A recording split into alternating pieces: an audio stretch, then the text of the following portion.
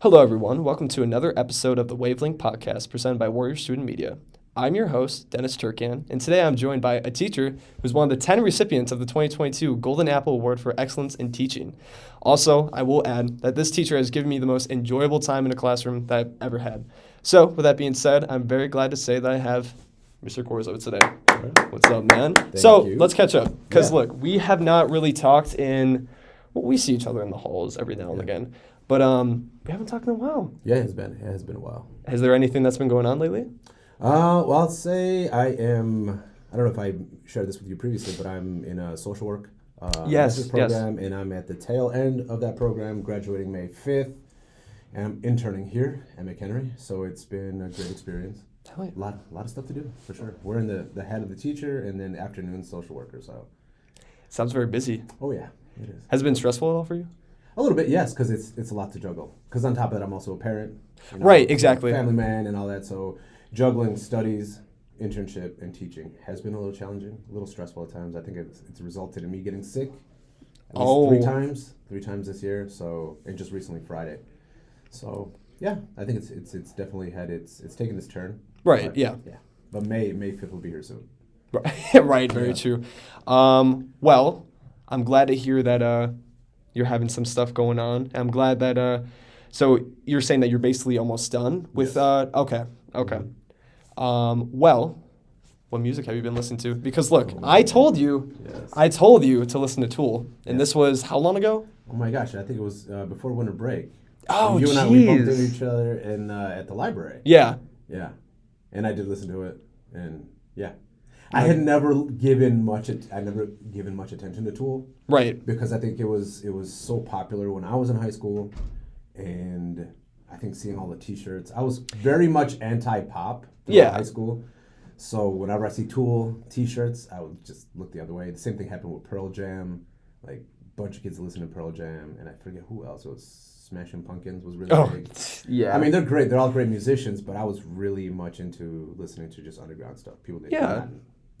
You were tired of just seeing like the same thing over. I mean, I guess you can compare that to like when you see people wearing a lot of like Metallica shirts, yada yada, because that's like a big thing nowadays. But most of the time, that's for people who just like the design of it. Exactly. And it's a fad. It's a fad. Yeah, exactly. And earlier in my life, I kind of did. I hate is a strong word.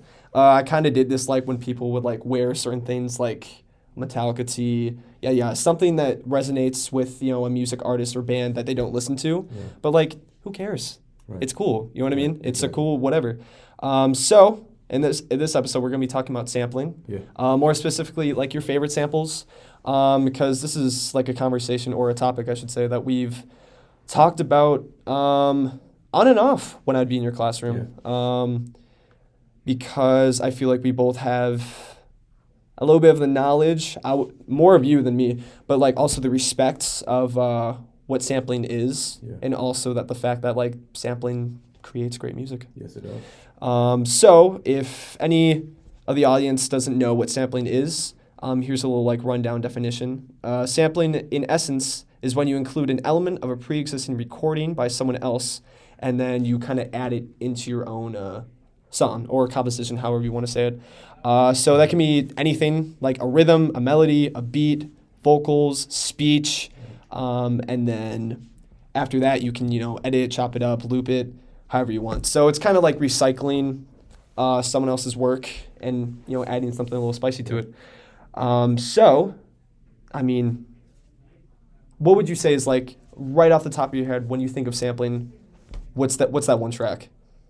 Well, first, I guess I want to preface that I think sampling is like basically at the foundation of hip hop. Yeah, so I agree. That's every time I think of sampling, it's always like the genesis of what I'm also familiar with, like breakdancing, like the four elements of hip hop. So I think it all starts with that. It all started with a loop to get people dancing, to get people, like in a good mood, and it's transitioned. It became a music genre. Yeah. Right. Yeah. So then I think the biggest sample that I think has been, the first artist that has been sampled, I don't know, I think it's over I can't quote the actual number. Right. But the artist that has been sampled the most is James Brown.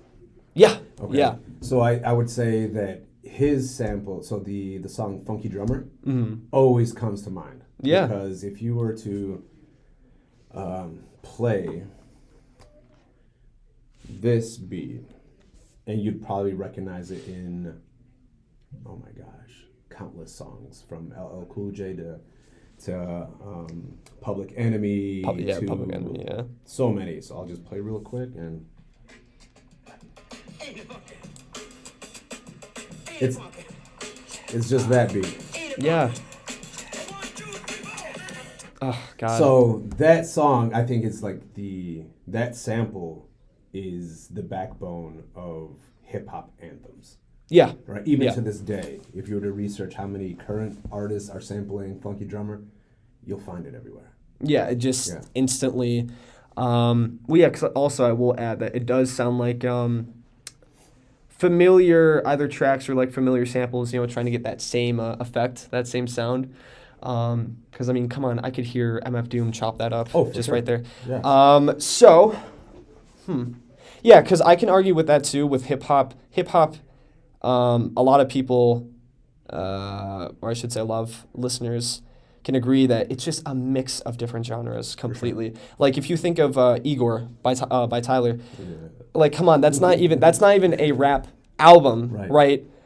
You can argue like you might Aaron. Yeah. So on the very first episode, he mentioned that it's not a rap album. It's like a neo soul, very R&B type. Because I mean, he samples Stevie Wonder. Yeah. He sampled a like a drum line from I think it's Part-Time Lover, and God, I love Part-Time Lover. I had to buy it on vinyl specifically. Yeah, I found it at Siren Records.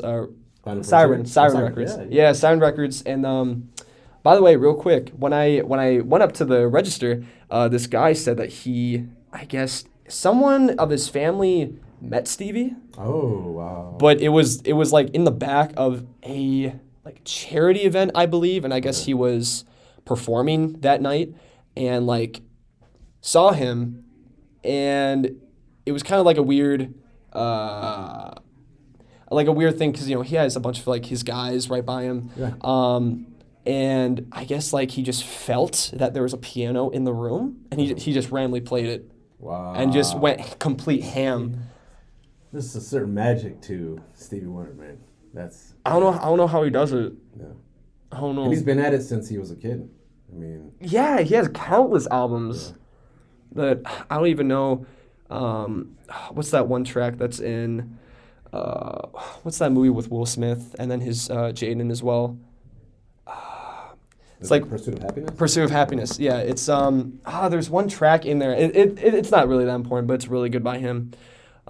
Anyways, even going off that little tangent there, with sampling, I would say that when I think of sampling, the very first track that I can think of, because people kind of mix up sampling and just completely copying a song, which right. In retrospect, it kind of does. Like, for example, Super Freak by Rick James. Yes. And then to You Can't Touch This by MC Hammer. Correct. If I played that right against each other, that is exactly the same. So that's when, like, sampling could get a little too much to the T of, like, just copying the entire track. Correct.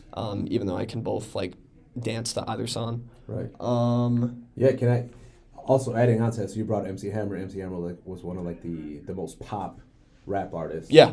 And to add on, you have Vanilla Ice. Yeah, right? Yeah, that's true. The song Ice Ice Baby is really, it's oh my gosh. Isn't it that Queen track? Yeah. Queen's Under Pressure. And he got, if I remember correctly, I think he was sued. Yeah, because come on, man, that's like, it's like the entire track. You didn't change up the melody at all, like nothing at all. At least give them credit. Like, yeah, that was a great, loop. We used it. You can't just deny, like, it doesn't sound alike, because it is. No, exactly, because, I mean, I would go along the lines of that one is probably closer than, no, I would say that it's, like, the same situation with, like, the Super Freak and MC Hammer. I don't notice any changes in those. Yeah, no, not at all. An artist band that does get sampled a lot in hip hop in particular is the Beastie Boys. Oh yeah, for sure. One that I can mention right now is actually here. I'm gonna play it. Travis Scott, big fan. Even though I know everything that happened with the Astrofest. There's a track off of Astroworld, his last album, like right now. It's a track called Carousel. Now, if you hear in the very beginning, there's a little loop of the Beastie Boys. What's the track? The New Style. It's when they're kind of like, here, you'll hear. Yeah. Parked the days in and taking no days in. Yeah. Just me and my posse and MCA, a lot of beer, a lot of girls, and a lot of cursing. That specific loop has been used countless times because I know a Yachty track that was released 2 years ago. That's the whole beat just right there because that just makes you like completely jump. You know what I mean? Totally. That's the vibe, man. Yeah, completely. Because like that track, you know that track Frank Ocean is on that track? Oh, I didn't know that. Yeah, on Carousel? I'm gonna have to give it a listen. Yeah, it's a complete, you think like, why is he on there? But no, it's completely fire. Yeah. Do you listen to Travis that much? There's a couple of tracks. I think I don't give him probably the credit that he's due. I consider him way too pop. Really? In my opinion, yeah, I think he's definitely talented. Yeah. I just not my cup of tea. But yeah, I mean, sampling is the cornerstone of hip hop in general. I can't really find a track where there isn't a sample. Lauryn Hill is a huge artist that gets sampled all the time. Nice for What by Drake. Yeah. What's the one track by Kanye? Is it All Falls Down? No. Well, yeah. He does sample the one. The unplugged version, yeah. And then Kanye didn't he sample her again for? I think there was a track on Donda. It was like the first single. I forget. Oh, yes, I know what you're talking about. Yeah. I don't know if it is. Going on a little tangent here, but I don't know if it's that wouldn't make sense if it's Jail. No, it was like a more upbeat song. But yeah, she gets sampled all the time. Oh, that's also something I forgot. Erykah Badu as well. Oh yeah, she gets sampled a bunch of times because that's just with their type of instrumentals that, especially that those ladies had to their catalog. Yeah. It's just perfect. Perfect instrumentals to either speed up because a lot of them were slow. They're R&B tracks, of course they're gonna be slower. But there's a track by Logic. Oh yeah. Do you know what I'm talking about? I do. Yeah, with Wiz. Yeah. I'll probably add that here. Yeah.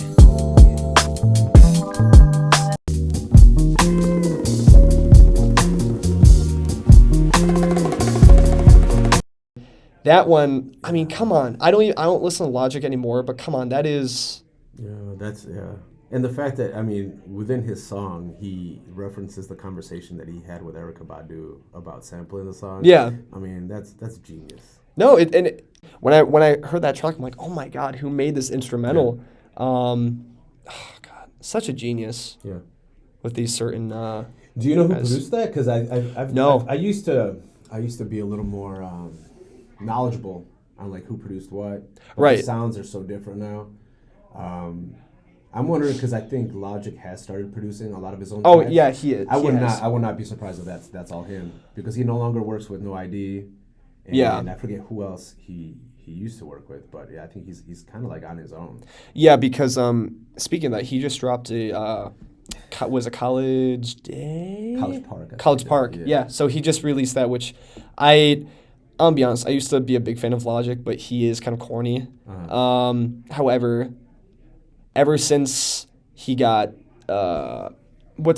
Ever since he got away from his record label. Yeah, he went independent. Yeah, he went straight to independent. And the album before that, I actually enjoyed. There were some tracks on there that was nice. But also he goes, if you didn't know, he goes by a different MC name. Oh, God, I forgot what it's called. He has like a very small like Instagram profile of it, and he releases just albums of instrumentals that he makes. I have to look for that. Yeah, because that's cool. And that's like boom bap, like very MF Doom inspired. Speaking of MF, man, that is the guy that, actually, I want to ask you about that. Yeah. Not even MF Doom. Have you listened to JPEG Mafia? JPEG Mafia. I can't say I have. So, of course, I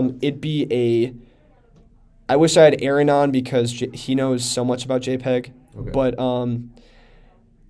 JPEG Mafia is an artist who I played one track to Stangl earlier, and he said it was very rambunctious. Oh. So okay. he has a lot of different samples, like at a time. Like here, let me play Yeah, you. please do. Because there's one track that in his communities, or at least that Aaron says that should, like, there's a specific track that can be an introduction to him. Right. Because if you play some of his tracks by themselves, they are kind of odd to a regular listener. So here.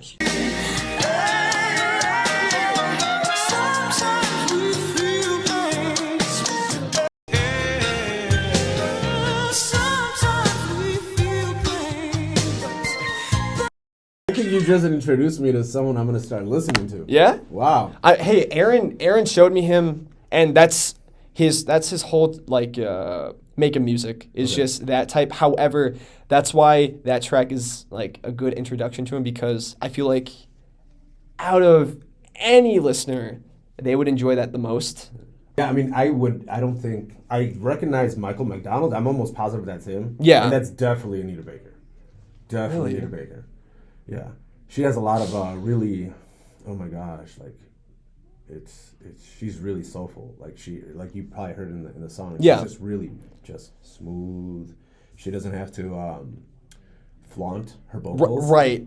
To her, if you were to listen to more of her music, it's as if she was like speaking to you and Just very so softly. smooth, Right. Yeah. Yeah, and the fact that he sampled, like whoever the producer was, sampled Anita Baker, that's pretty slick, man. Michael McDonald is on there. You might recognize this because it was MF Doom sampled it. Yes. Instantly. Right? Oh, God.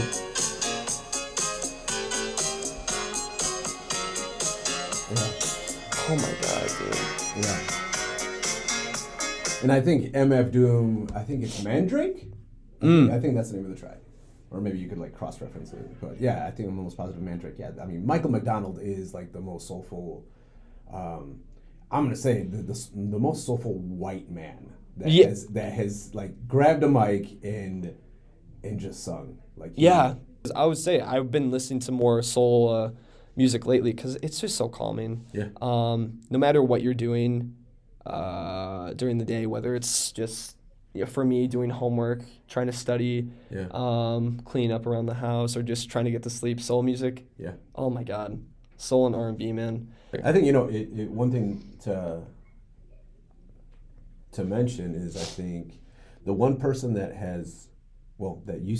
was in the past, like in the early 2000s, I think it was Kanye West. He revitalized the use of samples. Oh yeah. Right, because without him, like it was kind of like on its wayside. It was a lot more like digital production, and he just brought back like the sped up loops and stuff. It just sounded like Little Chipmunks and stuff. It was like such a novelty, but it had been done before. Right. And that's the thing, and I think a lot of people might not know this, that style that Kanye West had, he kind of took it from the RZA, Wu-Tang, and he just. I mean, Kanye West is Kanye West. He just made it more popular. I mean, that's College Dropout in its entirety as an album is just that type of. Yeah. Oh, God, it's so beautiful. Yeah, Actually, okay, this is funny, and I'm gonna mention it to you. I don't know if it is a sample, but I'm sure you know John Cena, right? Yeah. Okay, so John Cena, right? Yeah. By the way, he released an album, right? When he was in WWE, like when he was doing like his switch or whatever, and he is the only. He actually it's Diamond, I believe. It's either Diamond. I'm sure it's. Wow, what would it be? Which one is a million? I'm not sure. I think it is Diamond. I think it is Diamond. Right. I think it is Diamond. I want to. Or is it Platinum? Platinum sounds better. No, I think it'd be Platinum then. Yeah, I think but It's a platinum album, but there's a track that I swear to you, Is it the one with Method Man? I don't know 'Cause I if it think he is did with something. Method Man. Because okay, look. So here I'm gonna play it real quick. Yeah, dude. This, you can't tell me this doesn't sound like College Dropout. That's that sped up loop, man. It actually sounds good on it. Yeah. I actually unironically listen to that like a lot. Okay. There's nothing wrong with that. I mean, you know, That his, track his is flow fantastic. on that track is pretty slick. Yeah, I know. I know. I have no idea. I mean, hey man, he should go back into music. Yeah, John Cena's a character, man. Oh my god. Yeah, John Cena's a character. Hilarious. I have no idea how that guy is still jacked. Yeah. Well, who knows, man? Well, like The Rock too, but I know The Rock does steroids. That guy has Yeah? to. In my opinion, he has to. The Rock. Oh wait, I didn't even ask you about that. Did you hear like his song? It's about drive. with It's about Tech Nine? power. Yeah. Yeah. Oh my god, dude. It's corny. It's corny, It's but about I mean, drive. look, It's about power. people loved it, man. People loved because it's. I mean, it's The Rock. Yeah, it's entertaining. Everyone loves when The Rock is into something. Yeah. Are you familiar with Portishead? Portishead. Yeah. I mean, Portishead became really popular with was it Sour Times, and I forget what the other track is called. But that it's all samples. Yeah. You know. Yeah, and that's it. It sounds so original. It sounds so fresh. And have you heard of oh my gosh, I think the group is the Avalanches. Ooh, the Avalanches. Oh man, their entire album is straight samples. That's all Really? it is. I think for the most part, there's no lyrics, there's no vocalists. It's all Just instrumental. samples. Yeah, it's all samples, and even the vocals, what you think are vocals, have been sampled to comprise. Oh, right. So, right. And I think just recently, I think they released like the 20-year anniversary of some sort, and they have a deluxe version with like MC's rappers that ended up rhyming over some of their tracks, and it's Really? I think MF Doom ended up on one of them. So What? I highly recommend check that out. Yeah. What? Because I was gonna say they have a album. Oh, I think here it is at the 20th anniversary. Yeah, deluxe edition. Yeah. Wow. Highly recommend that, man. Like I think because I read up on the group, Yeah. and listened to some podcasts as well. They created that album just because they love music. Right. And then it turned out to be like this classic album that has been recognized like across the world as Right. a masterpiece. And like it's great that even now to this day it's still very relevant. But now that they've made a name for themselves, getting clearance to use samples now is way more difficult. Yeah. So Jeez, we haven't even touched on that. Just the idea of having to go through the pain of trying to clear a sample. Yeah. That's why a lot of artists nowadays, when they have a track with a sample that can't go through, that's why a lot of people go on SoundCloud to release, which I don't understand the whole rule with that. Like, I don't even understand how they can go put it on SoundCloud. I believe it's because, and again, I mean, we should probably do some research, but I Yeah. think it's because they're not getting any, like, financial. They're not making any money Right. off of posting it on SoundCloud. Right. Yeah. You know, the minute they release it, and if the sample hasn't cleared, then you could get sued because you're making money off of like, art that is not yours. Right. Right. Yeah. By the way, I did find that MF Doom track. It's tonight. Tonight may have to last me all my life. Yeah. Oh wow. Okay. I'm gonna add that to the library I real highly quick. recommend that to all the listeners. Check out Avalanches. It's some really soulful, upbeat. Maybe to quote Mr. Stengel, maybe some rambunctious. It's just rambunctious. Yeah, some rambunctious tracks on there. I love that you said that. Yeah. And then, anyways, is there anything else you want to add? Man, if anyone would like to have more conversation about samples, I would come on for a second one. If you Yeah. want. We could go through I have a Spotify playlist of, I think it's over like 30 hours now. Of just a bunch of songs that have been, songs that were sampled and like the current hip hop song or R&B song. That's being So that's using being it. used. That's using Right. the sample. Yeah, whenever I hear something on the radio, I'll get like inspired, and I'll think like, wait, I think that song was sampled by this, and it's a mind game for me. Right, And I enjoy right. it. I enjoy it. It keeps me sharp. Well, I mean, I respect that you like go through that. Like with your playlist, I went through it a couple days ago. That's why I added before that. I forgot how much you played Ludacris, but like that playlist is insane. I ain't gonna lie. Like just from going through that, I have certain knowledge that I didn't have before. So, I mean, it's awesome. So, I want to say thank you again for coming on. Yeah, no really problem, appreciate it. I'm glad that you were able to squeeze in with how busy your schedule has been lately. So, yeah, thank you guys so much for listening. This was the Wavelink podcast presented by Warrior Student Media. So, yeah.